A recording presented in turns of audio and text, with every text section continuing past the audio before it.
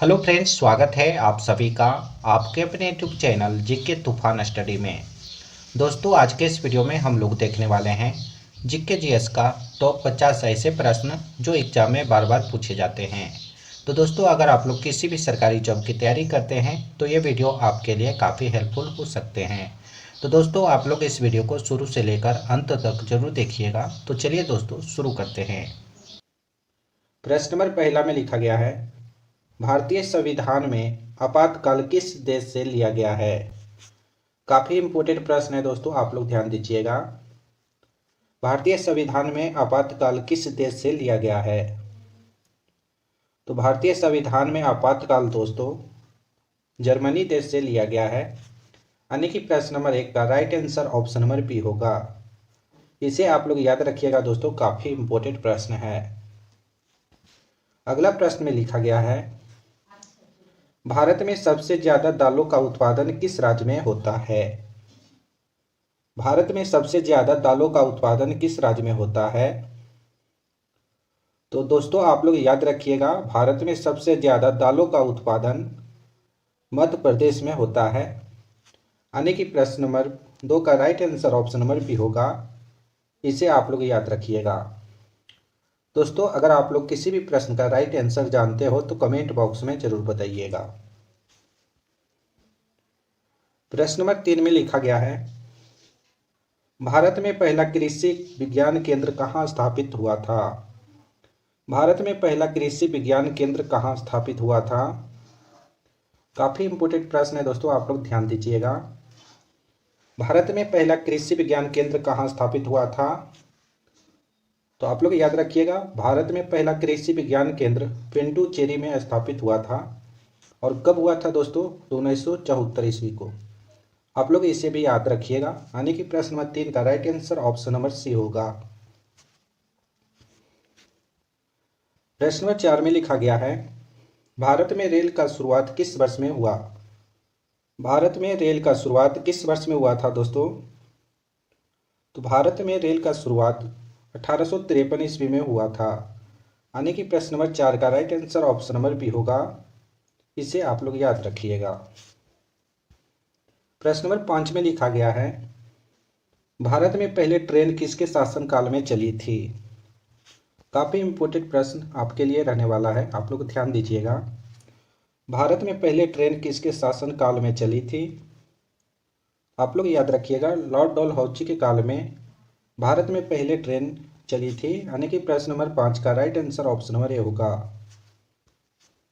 अगला प्रश्न देखिए, प्रश्न नंबर 6 में लिखा गया है, भारतीय संविधान में कुल कितनी भाषा है।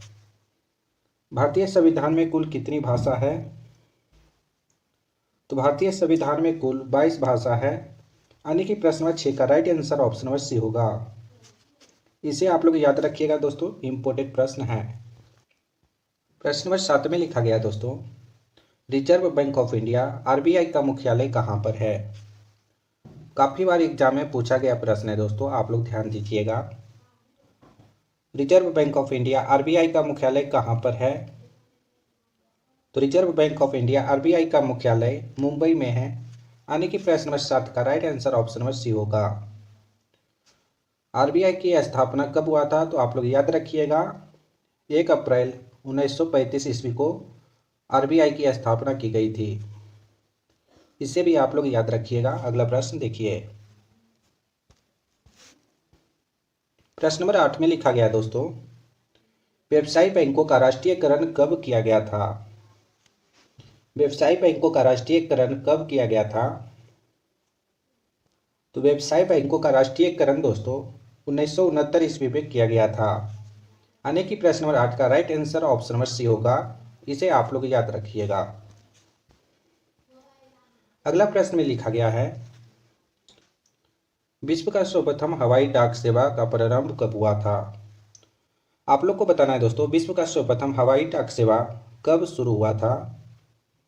तो विश्व का सर्वप्रथम हवाई डाक सेवा दोस्तों 1911 ईस्वी को शुरू हुआ था, यानी कि प्रश्न नंबर 9 का right answer option number D होगा। इसे आप लोग याद रखिएगा।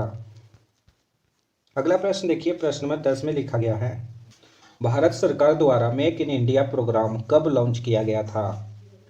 काफ़ी इम्पोर्टेंट प्रश्न है, आप लोग ध्यान दीजिएगा। भारत सरकार द्वारा मेक इन इंडिया प्रोग्राम कब लॉन्च किया गया था? तो भारत सरकार द्वारा मेक इन इंडिया प्रोग्राम दोस्तों 2014 को लॉन्च किया गया था, यानी कि प्रश्न नंबर 10 का right answer option number D होगा। अगला प्रश्न देखिए, प्रश्न नंबर 11 में लिखा गया है, भारत में नीति आयोग का पदेन अध्यक्ष कौन होता है? भारत में नीति आयोग का पदेन अध्यक्ष कौन होता है दोस्तों? तो भारत में नीति आयोग का पदेन अध्यक्ष प्रधानमंत्री होता है, यानी कि प्रश्न नंबर 11 का right answer option number C हो जाएगा। प्रश्न नंबर 12 में लिखा गया है, संविधान दिवस कब मनाया जाता है? काफ़ी बार एग्जाम में पूछा गया प्रश्न है दोस्तों, आप लोग ध्यान दीजिएगा। संविधान दिवस कब मनाया जाता है? तो संविधान दिवस दोस्तों 26 नवंबर को मनाया जाता है, यानी कि प्रश्न नंबर 12 का right answer option number B होगा। दोस्तों वीडियो पसंद आए तो एक लाइक जरूर कीजिएगा। वंदे मातरम गीत की रचना किसने की है? वंदे मातरम गीत की रचना किसने की है दोस्तों? तो वंदे मातरम गीत की रचना बंकिम चंद्र चटर्जी ने किया है, यानी कि प्रश्न नंबर 13 का right answer option number D होगा। प्रश्न नंबर 14 में लिखा गया है, भारत में पवन ऊर्जा का विकास कब से शुरू हुआ था? काफी इंपॉर्टेंट प्रश्न है, आप लोग ध्यान दीजिएगा। भारत में पवन ऊर्जा का विकास कब से शुरू हुआ था? तो आप लोग याद रखिएगा दोस्तों, भारत में पवन ऊर्जा का विकास 1990 ईस्वी से शुरू हुआ है, यानी कि प्रश्न नंबर 14 का right answer option number C हो जाएगा। इसे आप लोग याद रखिएगा। अगला प्रश्न में लिखा गया है, सबसे बड़ा सांप कौन सा है? तो सबसे बड़ा सांप दोस्तों पाइथन है, यानी कि प्रश्न नंबर 15 का right answer option number B हो जाएगा। मनुष्य के एक आंख का वजन कितना होता है? तो मनुष्य के एक आंख का वजन 8 ग्राम होता है, यानी कि प्रश्न नंबर 16 का right answer option number A हो जाएगा। अगला प्रश्न में लिखा गया है, भारतीय रेल का राष्ट्रीय रेलकरण कब हुआ था? तो भारतीय रेल का राष्ट्रीय रेलकरण 1950 ईस्वी को हुआ था। इंपोर्टेंट प्रश्न है, आप लोग याद रखिएगा, यानी कि प्रश्न नंबर 17 का right answer option number B होगा। अगला प्रश्न में लिखा गया है दोस्तों, भारत में सबसे बड़ा बस स्टैंड किस शहर में स्थित है? तो भारत में सबसे बड़ा बस स्टैंड चेन्नई शहर में स्थित है, यानी कि प्रश्न नंबर 18 का right answer option number C हो जाएगा। गूगल की स्थापना कब हुई थी? काफी महत्वपूर्ण प्रश्न है, आप लोग ध्यान दीजिएगा। गूगल की स्थापना कब हुई थी? तो गूगल की स्थापना 1988 ईस्वी को हुई थी, यानी कि प्रश्न नंबर 19 का right answer option number A हो जाएगा। अगला प्रश्न में लिखा गया है, मसालों का राजा किसे कहते हैं? मसालों का राजा किसे कहते हैं? तो मसालों का राजा दोस्तों काली मिर्च को कहते हैं, यानी कि प्रश्न नंबर 20 का right answer option number B होगा। अगला प्रश्न में लिखा गया दोस्तों, किस पेड़ में लकड़ी नहीं होती है? किस पेड़ में लकड़ी नहीं होती है? तो केले के पेड़ में लकड़ी नहीं होती है, यानी कि प्रश्न नंबर 21 का right answer option number C हो जाएगा। प्रश्न नंबर 22 में लिखा गया दोस्तों, बाबर ने भारत पर कितनी बार आक्रमण किया था? इंपोर्टेंट प्रश्न है, आप लोग ध्यान दीजिएगा। बाबर ने भारत पर 5 बार आक्रमण किया था, यानी कि प्रश्न नंबर 22 का right answer option number D होगा। अगला प्रश्न में लिखा गया है, कोहिनूर हीरा किसके पास है? कोहिनूर हीरा दोस्तों ब्रिटेन देश के पास है, यानी कि प्रश्न नंबर 23 का right answer option number B होगा। अगला प्रश्न देखिएगा, मंदिरों एवं घाटों का नगर किसे कहा जाता है? तो मंदिरों एवं घाटों का नगर वाराणसी को कहा जाता है। प्रश्न नंबर 25 का right answer option number C होगा। अगला प्रश्न देखिएगा, भारत का सबसे ऊंचा बांध कौन सा है? इंपोर्टेंट प्रश्न है, आप लोग ध्यान दीजिएगा। भारत का सबसे ऊंचा बांध कौन सा है?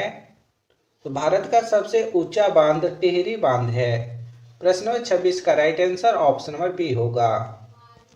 अगला प्रश्न में लिखा गया है, भारत की सबसे पवित्र नदी कौन सी है? तो भारत की सबसे पवित्र नदी गंगा नदी है, जिसकी लंबाई कुल 2525 किलोमीटर है। इसे आप लोग याद रखिएगा। आने की प्रश्न नंबर 27 का right answer option number B होगा। इसे आप लोग याद रखिएगा। अगला प्रश्न देखिए, अंग्रेजों ने अपने भारत में पहली फैक्ट्री कहाँ स्थापित की थी? इंपॉर्टेंट प्रश्न है, आप लोग ध्यान दीजिएगा। अंग्रेजों ने अपनी भारत में पहली फैक्ट्री सूरत में स्थापित की थी। आने की प्रश्न 28 का right answer option number C होगा। अगला प्रश्न देखिए, काशी की बहन से किस शहर को जाना जाता है? काशी की बहन से किस शहर को जाना जाता है? तो काशी की बहन से गाजीपुर शहर को जाना जाता है। प्रश्न नंबर 29 का right answer option number B होगा। अगला प्रश्न में लिखा गया दोस्तों, गीता गोविंद के लेखक कौन है? तो गीता गोविंद के लेखक जयदेव हैं। यानी कि प्रश्न नंबर 30 का right answer option number A हो जाएगा। अगला प्रश्न देखिएगा, बद्रीनाथ धाम किस राज्य में स्थित है? तो बद्रीनाथ धाम दोस्तों उत्तराखंड राज्य में स्थित है। यानी कि प्रश्न नंबर 31 का right answer option number A हो जाएगा।